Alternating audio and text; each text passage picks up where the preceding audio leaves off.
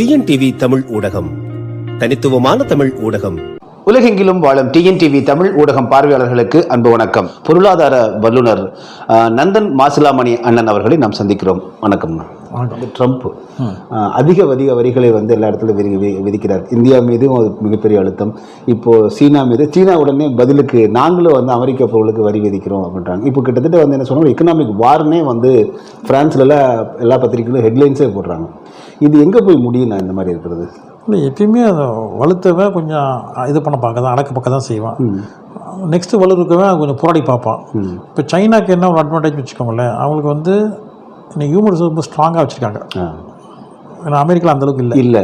America depend பண்ணி தான் இருக்குது. அடுத்தவங்க ஹியூமன் ரிசோர்ஸ் ரொம்ப ஸ்ட்ராங். என்னன்னாக்கா ஒரு பொருளை அவன்கிட்ட கொடுத்தீங்கன்னாக்கா அவன் உற்பத்தி பண்ண முடியும். இன்றைக்கி அவனுக்கு எந்த பொருளுமே. இப்போ அவன் பிளேன் கூட தயார் பண்ணிட்டு இருக்கானுங்க. முன்ன யூரோப்பில் அந்த ஃப்ரான்ஸு, ஜெர்மனி, அந்த 5-6 கண்ட்ரிஸ் சேர்ந்து தான் இது தயார் பண்ணுறாங்க. அமெரிக்கா தயார் பண்ணுது. ஏர்பஸ், போயிங் தான் 2 தான் நமக்கு இன்றைக்கி அவைலபிள். நீங்கள் எந்த ஏர்லைன் எடுத்தாலும் 2 பஸ்ஸுக்குள்ள 2 இதுக்குள்ளே தான் முடிஞ்சிடும் உங்களுக்கு. முதல் முறையாக அவங்க சைனாக்காரங்க பிளேன் தயார் பண்ணிகிட்டு இருக்காங்க. இப்போ ஒவ்வொரு துறையாக கால் பதிச்சுட்டே வராங்க. இது அமெரிக்காவுக்கு ஒரு தலைவலி இல்லை, ஒரு ஆட்டத்தை கொடுக்க பார்க்குது. அவங்களுக்கு கொஞ்சம் அலாமிங்காக இருக்குது. ஏன்னாக்கா ஐரோப்பா நாடு ஒரு வளர்ச்சி கொடுக்குது நீங்கள், ஆனால் உறவு தான் அவங்களால பண்ண முடியுது. அமெரிக்கா பார்த்தீங்கன்னாக்கா ரொம்ப ஸ்ட்ராங். ஏன்னா அட்வான்டேஜ்னா ஐரோப்பாவுக்கும் இவங்களுக்கு அமெரிக்கா என்ன அட்வான்டேஜ்னாக்கா, ஐரோப்பா கரன்சி யூரோ. அது எல்லா நாட்டுக்கும் அந்நிய செலவணி பயன்படுத்தலை. டாலர் எல்லாம் பயன்படுத்துகிறாங்க. அதனால டாலர் அமெரிக்கா ரொம்ப ஸ்ட்ராங், அந்த வகையில் ரொம்ப ஸ்ட்ராங்காக இருக்குது. இப்போ தான் கொஞ்சம் கொஞ்சமாக அது யூரோக்கும் மற்ற இதுக்கும் மாறுறாங்க. கொஞ்சம் மாறாங்க. பெரிய அளவுக்கு யாரும் மாறல. நீங்கள் ரிஸ்க் எடுத்துக்கிறது இல்லை யாரும். பொதுவான கரன்சின்னு பார்த்தீங்கன்னா 2 நாட்டுக்கும் அந்நிய செலவணி பார்த்தீங்கன்னா 2 நாட்டுக்கும் டாலர் தான், யூரோ தான். அதாவது நீங்கள் இங்கே எங்கேயாவது ஸ்ரீலங்கா பக்கத்தில் தான் இருக்குது. நீங்கள் ஸ்ரீலங்கா நீங்கள் ஏதாவது இம்போர்ட் எக்ஸ்போர்ட் பண்ணால் கூட டாலர் தான் பண்ண வேண்டியது. காமன் கரன்சி தான் நம்புறாங்க. Trust common currency. ரெண்டு பேருக்கும் பொதுவான நாணயம் அமெரிக்க டாலர் தான். அதேமாதிரி பார்த்தீங்கன்னா நீங்கள் இந்த சிங்கப்பூர், மலேசியா பார்த்தா அவங்களும் டாலர் தான். அதான் புரியுது. காமன் கரன்சியாக இது பண்ண. ஏன்னாக்கா ஃப்ளக்சுவேஷன் பெருசாக இருக்காது. ஆமாம். இப்போ மற்ற நாடு கிடையாது. ஒன்றும் திடீர்னு ஃப்ளக்சுவேஷன் இந்தியா மாதிரி திடீர்னு 10 ரூபா குறைஞ்சி வச்சுருக்காங்க. அப்போ அவங்க நஷ்டம் வந்துடும், லாபம் வந்துடும். அதுக்காக அவங்க அந்த பொதுவான கரன்சி போட்ட முதலீட்டில் மாட்டுவாங்க அவங்க. இப்போ சைனா இது மீண்டும் வந்துடும். அமெரிக்கா பழைய மாதிரி இனிமேல் அது ஆதிக்கம் செலுத்த முடியுமானாக்கா ஒரு கேள்விக்குறியாக தான் இருக்குது. சைனாக்கு என்னன்னாக்கா அவன் டாலர் நிறைய வச்சுருக்காங்க, அந்நிய செலவணி நிறைய கைது நிறைய வச்சுருக்காங்க. இன்னொன்று மனித ஆற்றல் எக்கச்சக்கமாக வச்சுருக்காங்க. உழைக்கிற மக்கள் உற்பத்தி பண்ண முடியுது. அந்த கொரோனா காலத்தில் ஒரே மாதத்தில் ஹாஸ்பிட்டல் கட்டினாங்க. ஊகான் பகுதியில் ஒரே மாதத்தில் அவங்க ஹாஸ்பிட்டல் கட்டினாங்க. 6000 7,000 பெட் சொன்னாங்க ஒரே மாதத்தில்.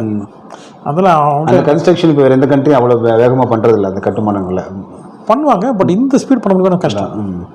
ஏன்னா இந்த ஸ்பீடில் எல்லாமே நான் ஹாஸ்பிட்டல் மட்டும் கட்டலை, உதாரணத்துக்கு சொன்னேன். பொதுவாகவே பார்த்தீங்கன்னா அவங்களோட இப்போ உலகத்தில் ஒவ்வொரு நாடுகள் செய்கிற எல்லா தொழிலையும் அவன் செய்ய தொடங்கிட்டாங்க. அதுதான் இப்போ அவங்களுக்கு யாரையும் சார்ந்திருக்க வேண்டிய அவசியம் இல்லைனாக்கா. முன்ன ஐரோப்பா நாடுகள்லேருந்து அமெரிக்கா வரைக்கும் இப்போ கார்னு வச்சுக்கோங்களேன், BMW, இந்த ஓல்ஸ்வோகன், இதெல்லாம் லேண்ட் ரோவர், அந்த BMW, மெர்சிடிஸ், இதெல்லாம் ரொம்ப தரமான கம்பெனிகள், தரமான கார்கள். மேஜராக ஜெர்மனியில் இருக்கும். இதுதான் பண்ணுவாங்க. அப்புறம் மற்ற சில கண்ட்ரியில் இருக்குது. இது கொஞ்சம் அமெரிக்காவில் ஃபோர்டு, இது அமெரிக்காவில் 5-6 கம்பெனி ஃபோர்டுமே இருக்குது. அது கொஞ்சம் இது பண்ணி தான் அவன் ஆல்டர் பண்ணி தான் ஜப்பானுக்காரங்க அவங்க கார் ஊற்றி பண்ணாங்க. நிசான், ஹோண்டா, இந்த மாதிரி இவங்க பண்ணாங்க.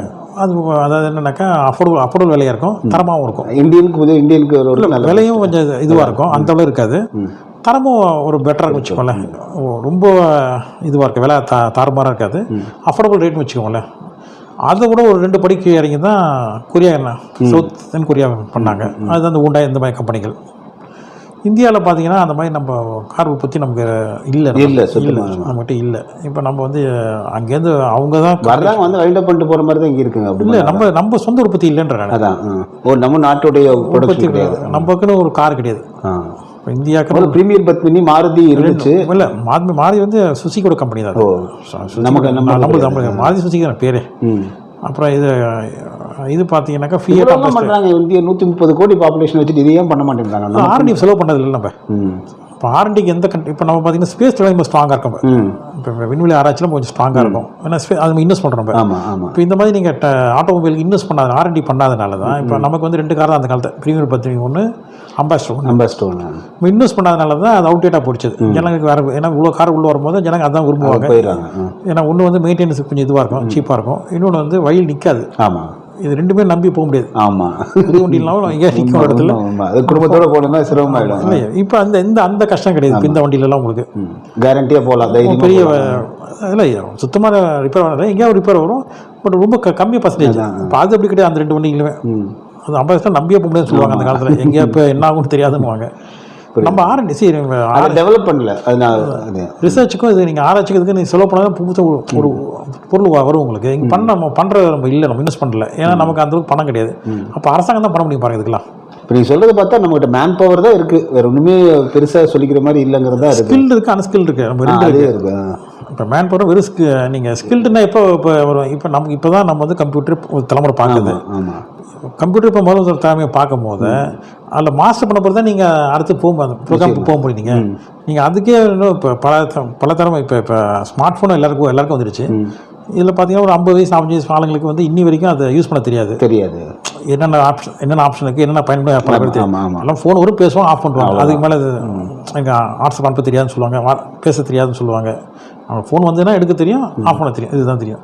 அப்போ நமக்கு வந்து அந்த பயன்பாடு வந்து நமக்கு வரல. இது எப்போ அந்த பயன்பாடு அதிகமாகுதோ அப்போ தான் வந்து நீங்கள் அதுலேருந்து இன்னொன்று கண்டுபிடிக்க முடியும் உங்களால். புரியுது. அது இல்லைன்னா உங்களால் அது பயன்பாடு இல்லாமல் எப்படி கண்டுபிடிக்கும்? கம்ப்யூட்டர் இப்போ தான் 2 தலைமுறை பார்க்குறாங்க. இப்போ தான் அதில் ஒரு தொழில் கற்றுக்குறாங்க. இது கொஞ்சம் கொஞ்சமாக தான் அது அப்புறம் தான் வந்து நாமளே உற்பத்தி பண்ணலாம். அது பண்ணுறதுக்கு முடியாமல் ஒரு தடை என்ன எடுதுனாக்கா அவன் ஃபாரினர்ஸில் கூட்டு போயிடறாங்க. இங்கேருந்து புரியுது. ஒன்று மே பண்ணுற நீங்கள் ஸ்கில்டு ஆட்கள் அவன் எடுத்துகிட்டு போயிடுறாங்க. அவன் திட்டமிட்டு எடுத்து போகிறதில்ல. அவன் என்ன சொல்லணும்னா எங்கள் படிக்கவான்னு கூப்பிட்றான், இலவச கல்வி தரேன்றான். ஐரோப்பா நாடுகள்லையும் சரி, அமெரிக்கா யார் இங்கே நல்ல இதுவாக இருக்காங்களோ, ஷைனாக இருக்கணும், அவங்கெல்லாம் ஃபாரினுக்கு போகிறாங்க. அமெரிக்கா போய் அங்கே படிக்கிறாங்க, கொண்டு படிக்கிறாங்க. அதில் யார் பெஸ்ட்டாக இருக்கணும் அவன் வேலை கொடுத்தா அவங்க தக்க வச்சுக்கிறோம். அப்போ என்ன ஆயிடுதுனாக்கா அந்த அறிவுத்திறன் வந்து அந்த நாட்டுக்கு பயன்படுது, நமக்கு இந்தியாவுக்கு பயன்படுது. நம்ம இவ்வளோ குறிப்பாக நீங்கள் சொல்லும்போது இப்போ பிச்சை இருக்காருன்னா அது முழுக்க அமெரிக்காவுக்கு தான் அவரால் பயன்பாடே தவிர நமக்கு இந்தியாவுக்கு இல்லை. ஏன்னா இப்போ என்னன்னாக்கா அவ்வளோ பேரும் இங்கேருந்து போகிறவங்க பார்த்தீங்கன்னா இது பெஸ்ட் பிரெயின் சொல்லுவோம் நம்ம. ஆமாம், இந்த பிரெயின் ட்ரெயின் சொல்லலாம். இது பெஸ்ட் பிரெயின்லாம் வந்து அங்கே போயிடுது. அப்போ நம்ம திருப்பி இந்தியா வந்து அதே நிலையில் தான் இருக்குது. இப்போ அரசாங்கமோ ஒரு தனியாரோ இந்த மாதிரி நாங்கள் அவங்கள தக்க வச்சுக்கிறோம், அவங்களுக்கு சம்பளம் கொடுத்தாரோம், நீங்கள் பொருள் உற்பத்தி பண்ணுங்கள், நீங்கள் பண்ண திறமையானவர்களுக்கு இங்கே வந்து மதிப்பு இல்லாத போது அவங்க எங்கே கிடைக்குதோ அங்கே போயிடுவாங்க தானே. இல்லை, அரசாங்கம் தானே இதெல்லாம் செய்ய முடியும். ஆமாம், தனிமனிதர்கள் செய்ய முடியாது. தனிமையாக செய்ய முடியும், கொஞ்சம் பேர் தான் வச்சுக்க முடியும். கொஞ்சம் இப்போ எல்லாரும் வச்சுக்கணும், எல்லாரும் பண்ணணும். 10 பேர் 20 பேர் வேலை ஒன்றும் அரசாங்கம் வந்து அவங்களே பண்ணலாம், இல்லை பண்ணுற சப்போர்ட் பண்ணலாம். புரியுது. இப்போ உதாரணத்துக்கு பார்த்தீங்கன்னு வச்சுக்கோங்களேன். இப்போ மற்ற நாட்டிலலாம் வந்து நீங்கள் பஸ் ஸ்டாண்டில் நிற்கிறீங்க. இப்போ அவன் சொல்லுவான் இந்த பஸ்ஸு நம்பர் பஸ் சொல்லி இந்த இன்னும் 3 நிமிஷத்தில் வரப்போகுது, இன்னும் 7 நிமிஷம் வரப்போகுது, அவன் டிஸ்பிளேல வந்துடுவாங்க. இப்போ தமிழ்நாட்டில் அதுமாதிரி ஒரு எங்கேயுமே கிடையாதுங்க. ஆமாம், பஸ்ஸில் நிற்கிறவங்க எப்போ வருவோம் தெரியாது. வந்தால் ஒன்று நம்ம இதெல்லாம் ஸ்ட்ரீம்லைன் பண்ணலாம் பாருங்கள்.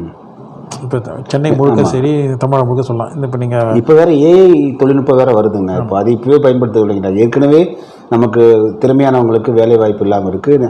அன்ஸ்கில்டு இல்லை என்ன திறமை சரி கம்ப்யூட்டர் வந்து எப்படி பயன்படுத்த அது பயன்படுத்தலாம். அது நமக்கு வந்து அதனால வேலை வேலைலாம் போகாது. நீங்கள் இப்போ உதாரணத்தில் இப்போ வந்து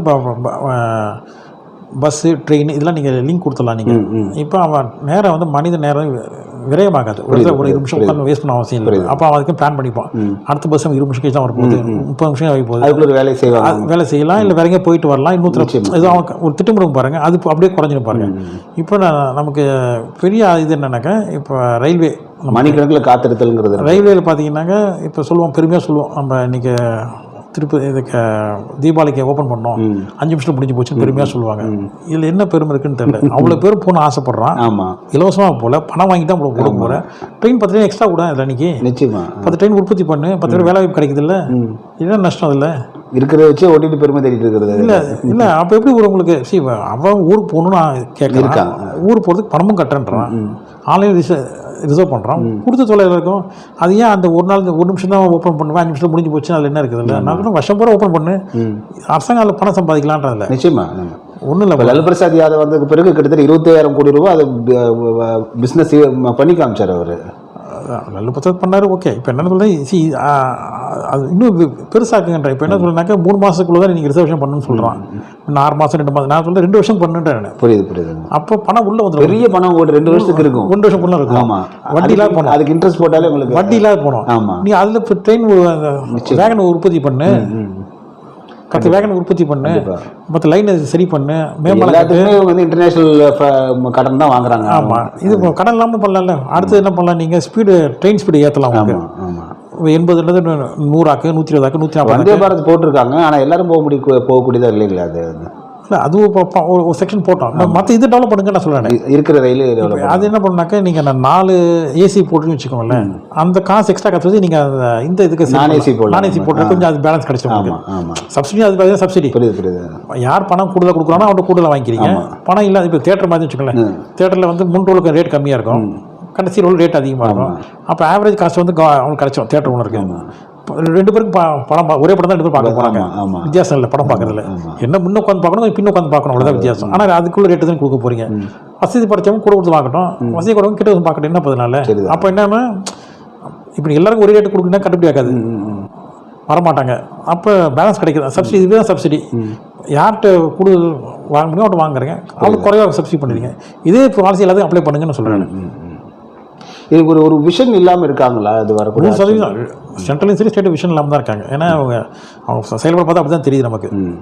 ஏன்னா ஏதாவது ஒன்று முடிச்சுன்னு பாருங்கள். இப்போ கல்வி, இவ்வளோ பேருக்கு நான் கல்வி கொடுத்துட்டேன், இந்த மேல்நிலை கல்வி கொடுத்துட்டேன், அடுத்தது கல்லூரி கல்வி நான் கொடுத்துட்டோம், அடுத்தது பிஜி கொடுத்தாச்சு, அடுத்தது ரிசர்ச் இவ்வளோ பேர் நாங்கள் இது பண்ணியிருக்கோம்.